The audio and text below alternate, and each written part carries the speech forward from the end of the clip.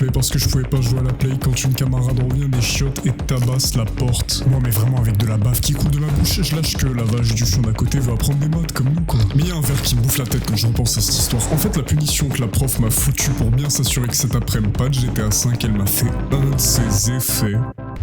Avant même que le prof ouvre sa bouche pour m'humilier à juste titre face à 21 types de mon âge, ma tête c'était un boucan pas possible. J'étais harcelé à cette période, je l'ai été pendant des années parce que j'étais un peu trop grand et maigre. Et là, je lui inflige ce qu'on m'a fait. Oui, ce que j'essaie de dire c'est que je me jugeais déjà dans ma tête et je voulais juste qu'on me condamne de l'extérieur. Qu'est-ce que j'ai envie de vous montrer que parfois, non, personne veut réussir à trouver une justification à ce qu'elle a dit ou fait. Et pas envie non plus que la personne d'en face vienne s'excuser, on mérite pas sa bonté. Non, ce qu'on veut vraiment c'est qu'on nous condamne enfin. Bon, qu'on soit clair, hein, ça restait qu'une remarque un peu méchante ce que j'ai fait.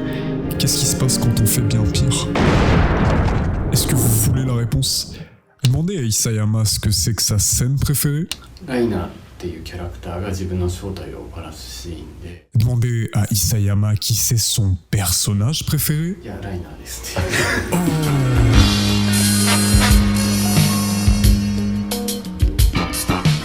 Si je vous parle de ce qui m'est arrivé comme d'un tribunal intérieur, Rainer il est déjà né en prison. Comment tu veux avoir la moindre estime de toi, la moindre idée de qui tu vois dans la glace quand tu nais comme projet de ta mère pour réparer l'impensable?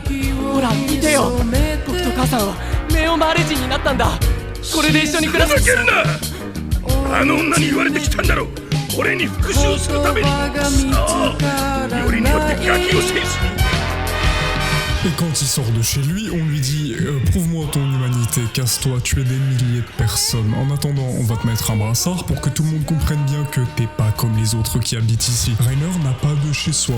Une pensée va alors essayer de se charger, d'essayer de combler le trou. Si je vois rien dedans comme dehors, faut faire absolument un truc pour que qui que ce soit, même le diable, me donne un tout petit sentiment de chez moi. Hein? J'ai dit quoi pour que qui l'apprécie un peu au moins?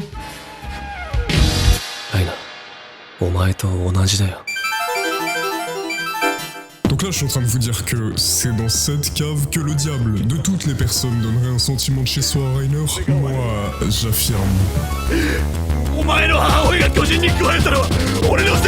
Ce qu'il a pas réussi à faire, il est convaincu que celui en face de lui y arrivera. Mais Eren lui-même regarde Rainer et sait qu'il dit pas toute la vérité. Oui, il l'a fait pour qu'on lui montre enfin qu'il a le droit d'être là. Mais quand on dit Rainer, c'est qui? Écoutez-moi bien, si vous aimiez Rainer à ce moment-là...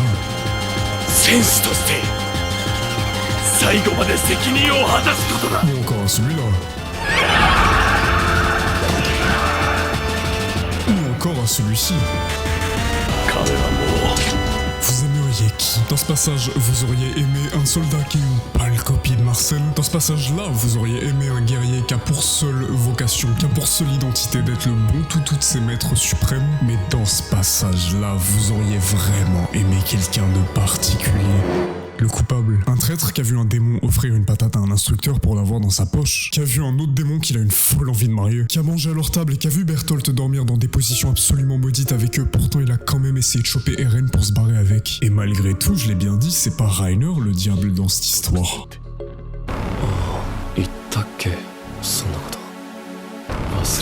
Le diable lui dit tout ce qu'il voulait pas entendre. Rainer il a les larmes aux yeux, en position de prière, mais pitié vas-y fais-le, t'as toutes les raisons du monde, déteste-moi comme t'as dit que tu le ferais. Sors-moi de mon tribunal. Mais Eren dans l'honnêteté que Rainer fuyait, lui lâche. Je te comprends, la conscience de Rainer, tout ce qu'elle voulait, c'est qu'il tire cette balle. Que cette balle éparpille son cerveau dans toute la pièce. Mais la dernière échappatoire de son tribunal lui a juste offert un miroir. Et donc maintenant quoi? Il entend les cris d'agonie de Marco qui est à la barre, il est forcé de se revoir sur le mur. Il voit les survivants qu'il a tués de l'intérieur, à côté des yeux de sa mère, de ses cauchemars. Rainer était déjà physiquement en prison, mais là il s'est enfermé dans son propre tribunal sans jamais recevoir de sentence.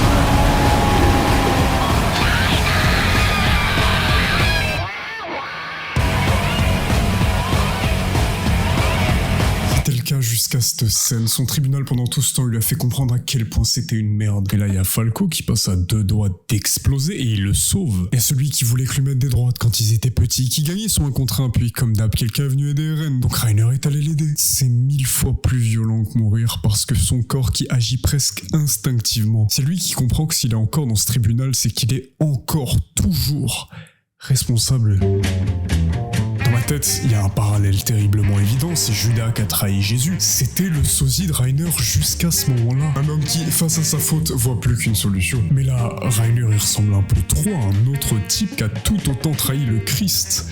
Pierre, qui certes mourra, mais crucifié à l'envers 30 ans après sa trahison, tout ça parce qu'il a pas quitté son tribunal jusqu'au moment où il a trouvé une réponse. Et la ressemblance qu'a Rainer avec Pierre, il y aura que Jean pour la souligner. Dans une des scènes qui m'a fait le plus pisser des larmes. Mais avant ça, est-ce que je peux vous parler du protagoniste de Western qui est un copier-coller du Christ ? Presque.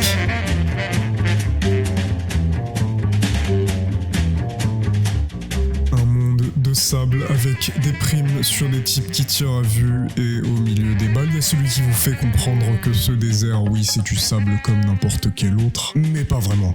Ce désert, selon l'auteur lui-même, c'est celui où a marché le Christ pendant ses 40 jours de jeûne. Et selon le même auteur, on va dire ça comme ça, Vache, il s'abstient de manger et de boire différemment. Love and peace! Hein? Love and peace! En plus, il imite le Christ jusqu'au bout parce que la vache, la réputation qu'il a, son surnom, c'est le typhon humanoïde. Et comme si c'était pas assez dans les parallèles, il y en a beaucoup qui veulent le buter. Et bon, pas pour les mêmes raisons. Juste que, comment dire, partout où il passe, il reste que les signes d'habitation passés. La vérité, c'est que les gens comprennent pas que les décombres, c'est justement la preuve. Des innocents ont survécu grâce à lui. Mais dans ce cas, ce que je vous dis, c'est qu'il y a un mec qui a le courage lui aussi, de dire peace and love à des gens qui essayent de le buter. Et si c'est des gens qui essayent pas de le buter, sa réputation les paralyse. Le Christ, il aurait le courage de faire ce genre de truc. Mais ça compte pas, le Christ c'est l'icône de Dieu sur terre quand même. Je pense qu'on peut parler de courage pour Vache. Il veut juste montrer à certaines personnes que sa tendre maman chérie, elle avait raison. C'est la seule qui lui a appris à pas dire qu'un de perdu c'est ok, parce que finalement c'est 10 de trouver. Que sauver un petit qui a encore rien fait de sa vie, c'est mieux que sauver un grand-père qui a déjà tout vu. Non, pour elle, une vie c'est une vie. Pour Vache, une vie c'est une vie. Pourtant, son frère jumeau qui a grandi avec lui, avec cette même mère, il serait d'accord de A à Z avec ce que je viens de dire. Y a rien de mieux pour lui, juste qu'une araignée qui veut bouffer un papillon. こうすれば簡単さ。超助けたかったんだろ。違うよ。どっちも助けたかったんだ。 Sauf que Knives, il voit l'équation, sauver le papillon c'est faire crever l'araignée, sauver l'araignée c'est laisser le papillon se faire bouffer. どっちも助けたいし矛盾してるよ。いいじゃないか。どっちも助けたいんだ僕は。 Si je dois résumer ce que Vache il vient de faire, c'est que il demande pourquoi est-ce que je dois accepter ta prémisse. Il demande au monde entier pourquoi on m'oblige à accepter qu'une vie devienne le prix d'une autre. Pourquoi pas sauver les deux? Le dilemme qu'on nous fait avaler sans le remettre en question, c'est le putain de problème. Et peut-être que vous le voyez comme un gosse qui a juste grandi physiquement et pas dans sa tête, il a l'air tellement naïf et je vous comprends. Parce que de vous à moi, le mal que Knives dénonce, il existe. Mais de vous à moi aussi, Vache le nie pas ce mal. Il s'en sert pour être tout ce que le monde n'est pas et il en témoigne avec son corps. Chaque cicatrice dit qu'à ce moment-là, il aurait pu tuer quelqu'un, mais qu'il a toujours choisi de gagner, pas sans difficulté néanmoins. Wolfwood, c'est un des meilleurs designs que j'ai jamais vu, c'est quand même un prêtre avec une croix remplie de flingues. Par contre, il chope Vache et lui dit que c'est super cool, dans sa tête seulement ce qu'il fait. Mais combien d'innocents est-ce qu'il a l'intention de laisser agoniser pour honorer l'idéologie de sa mère? Parce que Wolfwood, c'est un homme de foi. N'oublie pas le commandement du Christ de tourner la joue, mais qui comprend aussi que d'autres commandements impliquent parfois de sauver une vie en supprimant une autre. Que c'est ça, d'être miséricordieux dans certains cas. Et Vache, à ce stade, quand il est mis face à cette idée de Wolfwood, il peut pas juste répondre Love and Peace, parce qu'il est là, le prix réel de son idéal. Why don't you go ahead? I would welcome this to be my time. After all, there's no reason for such an egocentric, incomplete life like mine to be allowed to continue anyway. Give me the gift of nothingness. Kill me. I can't! Go ahead. I can't! Ce type-là, le gâteau, l'a foutu à nouveau face au papillon et l'araignée et il se réjouit de voir s'il choisira de se trahir lui-même ou s'il laissera le papillon mourir. If you keep your vision clear, you will always find the future.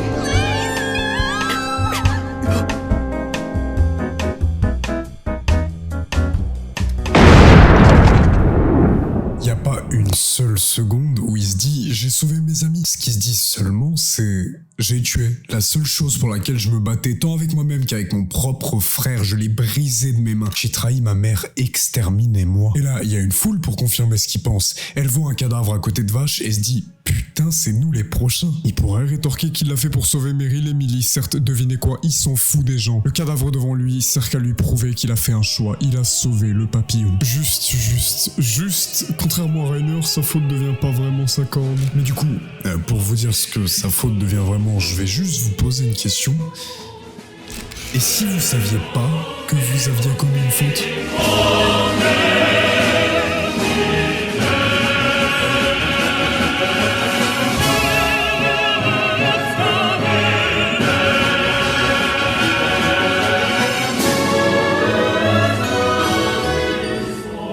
Un truc que t'as peut-être jamais lu, mais qui est l'un des mangas préférés de ton mangaka préféré et calqué sur Astro Boy. La différence avec l'auteur original, c'est que Urasawa il va décider d'en faire ce qui lui crève le plus aux yeux. Depuis qu'il est tout petit, quand il lit Astro Boy avec ses personnages tout mignons et tout, il a en fait vraiment l'impression de lire un thriller.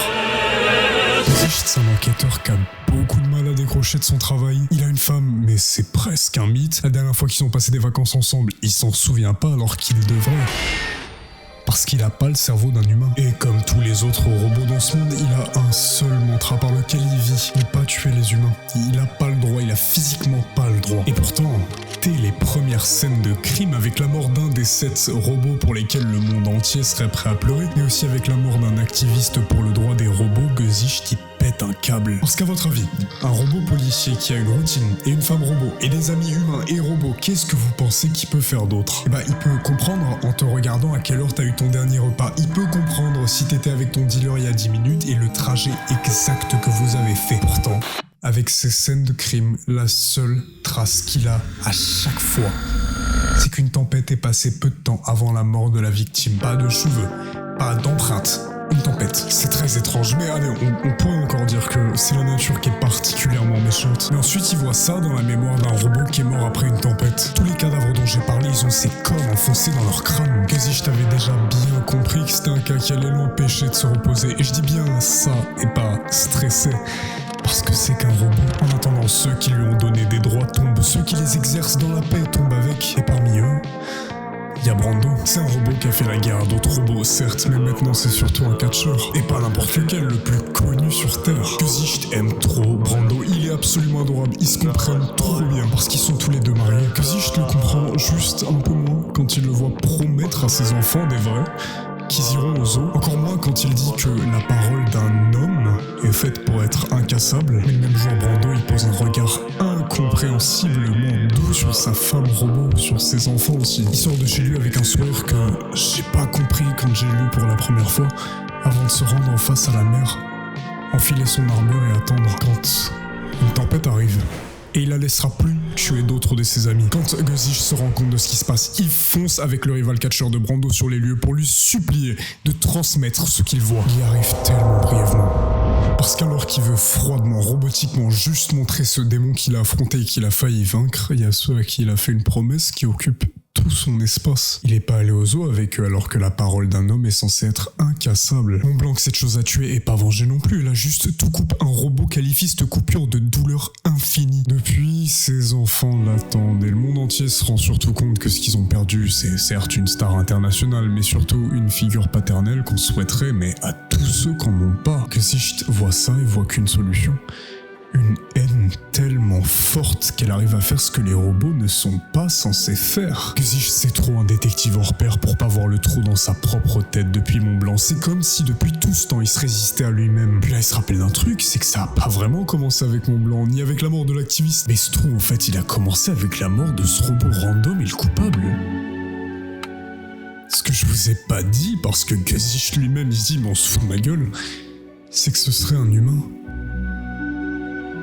Avec le temps qui passe, les cadavres qui s'empilent, Gesicht comprend que la haine avec laquelle Pluto tue, il la connaît tellement bien. En fait, 8 ans avant les faits, il y avait déjà eu un robot qui avait buté un humain. Le problème, c'est qu'on a, dans le narratif public, jamais vraiment su qui c'était. Ce que ça veut dire, c'est que je vous ai menti alors. L'idée même qu'un robot puisse tuer un homme devrait être impossible, hein. Je l'ai dit noir sur blanc. Mais pour vous rassurer, Gesicht lui-même commence à comprendre que putain, c'est peut-être lui qui a rendu l'impossible possible. Ce monde a demandé aux robots d'être humains quand il fallait aimer au nom de la paix, quand il fallait fonder une famille pour s'occuper d'orphelins, de pleurer par respect quand Brando est mort.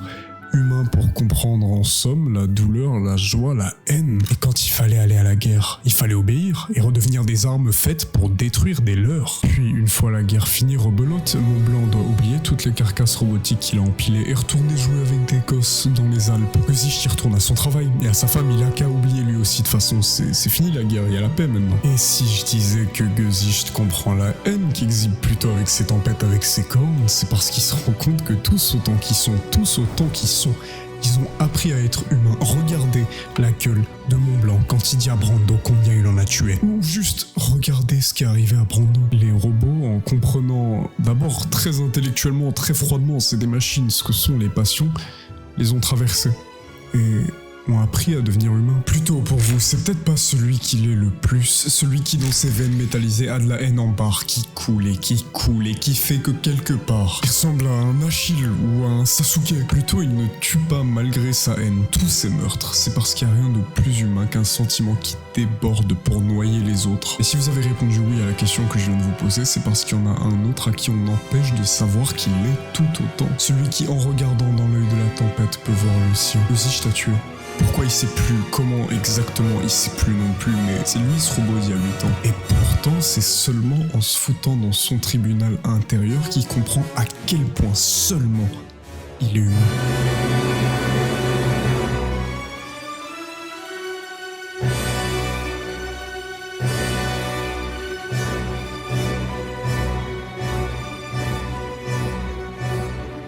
Ce tribunal, il est en tous, il nous rend tous fous pendant au moins 16 heures par jour et parfois plus quand il nous suit dans notre sommeil. Seulement dans ce tribunal, t'es l'accusé, Rainer revoit comment il a pété le mur, mais t'es aussi la victime, c'est Vache qui prend les balles, pas les autres. Pourtant, t'es aussi celui qui décide de qui a raison, comme Gesicht qui doit décider de quoi faire de deux vérités en apparence impossibles. Dans ce cas, il y a 3 visages différents qui sont toujours les tiens dans ta propre tête. Comment tu fais pour te dire que ouais, celui-là il a raison? L'accusé dans la tête de Rainer, il a raison de lui dire t'as commis l'irréparable, mets-toi autant à genoux que tu veux, continue à avoir tes cauchemars, tu les mérites. Mais il ment, comme Rainer mentait à Eren, il ment à partir du moment où il lui demande de se pendre à l'arbre à côté de ses 30 pièces d'argent. Rainer, c'est les milliers de morts qu'il a causés. C'est aussi celui qui sauve Falco, celui qui sans une once d'envie aucune se relève juste pour inévitablement retomber. Rainer, c'est toujours celui qui veut être le héros de sa mère, même si parfois il a eu tendance à l'oublier. Mais il y revient toujours, et Jean fait ce que ce tribunal attendait vraiment depuis tout ce temps. Rainer peut donner toutes les raisons du monde, aucune d'entre elles ne fera revenir un mort. Et peu importe le nombre de Falco qu'il sauvera, rien n'effacera le souvenir de ceux qui pourront plus revenir. La faute de Rainer, c'est la sienne, elle le suivra toute sa vie, mais elle n'a pas le droit de décider à elle seule de tout ce que Rainer fera après. C'est pas elle le juge, c'est lui. でもせめて死ぬところまであがいてみようぜ。俺たちは往生際の悪い調査兵団だからな。じゃん。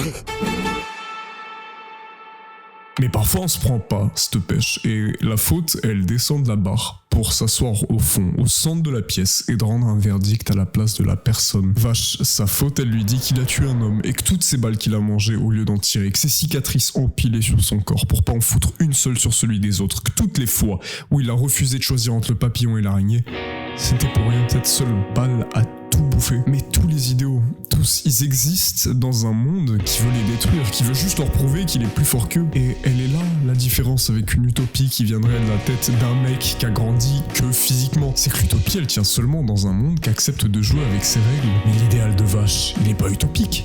Il vient de se fracasser contre notre monde qui refuse ses règles. Pourtant, il se tient toujours debout face au cadavre de Logato, en sachant qu'un jour, malgré toutes ses cicatrices et l'amour qu'il peut foutre dans ce monde, il va échouer encore et revoir sa mère encore. Pourtant, il n'y a que comme ça qu'il peut échapper à cette vision d'horreur, en comprenant que c'est que et uniquement que parce que son idéal a échoué qu'il est réalisable. Dans un monde qui se pliera jamais à sa bonté. Il fait en fait exactement la même promesse que le Christ. Dans le monde, vous avez à souffrir, mais courage, moi, je suis vainqueur du monde. Gesicht est si idéal qu'ont les robots de pas tué d'humain, il l'a brisé quand l'un d'entre eux a buté son gosse. C'est pour ça qu'au moment où Gesicht arrive devant Pluto, il le fout à terre instantanément et t'as son agence qui lui dit « Venge mon blanc, Brando, Nord numéro 2. » C'est dans cet œil de tempête avec ses chuchotements démoniaques dans son oreillette qu'il comprend enfin pourquoi il s'y voyait depuis tout ce temps. Ça, c'est Pluto, littéralement appelé comme ça en référence au dieu des enfers. Mais dans Pluto, il y a Sahad. Et là, on devrait plutôt parler du dieu de l'amour. Un robot qui avait une appréciation inconditionnelle pour repeindre les déserts perses de fleurs avant que la guerre ne retourne sa terre natale. Son père sous les bombes, ses fleurs carbonisées créent un immense trou noir sous son pays rempli de carcasses. Organiques comme métalliques. Ceux qu'on voyait jouer avec des gosses, ceux qu'on voyait vouloir apprendre le piano pour oublier ce qu'ils ont fait, ceux qu'on voyait offrir une figure paternelle au monde entier, étaient les mêmes qu'ont oblitéré la beauté que Sahad apportait au monde. Et c'est eux que Gesicht doit venger. Mais donc, tirer cette balle sur Pluto, c'est se tirer une balle dans le crâne. C'est tuer une nouvelle fois Mont Blanc. Rappelez-vous de la gueule qu'il tirait après les horreurs qu'il avait commises. C'est noyer Brando, c'est empêcher à Nord numéro 2 de jouer du piano. Aucun d'eux, en connaissant Sahad, n'aurait voulu que Gesicht tire. Et lui, sûrement encore moins qu'eux, il le connaît cet amour qui pousse à une haine noire. C'est à ce moment-là que Gesicht devient humain. En entrant dans son tribunal intérieur, il est condamné à se souvenir de son fils, sans jamais faire disparaître l'homme qui l'a tué pour lui. Chez les Grecs, manger un homme te retirait ton humanité. Gesicht sent son cœur métallique le quitter parce qu'il se revêt de chair. C'est dans cette chair qu'il garde l'amour qui l'a fait père et la haine qui l'a fait meurtrier. Il portera les deux jusqu'au bout, et quand son doigt face à Pluto quitte la détente, Gesicht, il l'accepte enfin. Sahad vivra, et lui, il va repartir avec tous ses morts. Will still remain.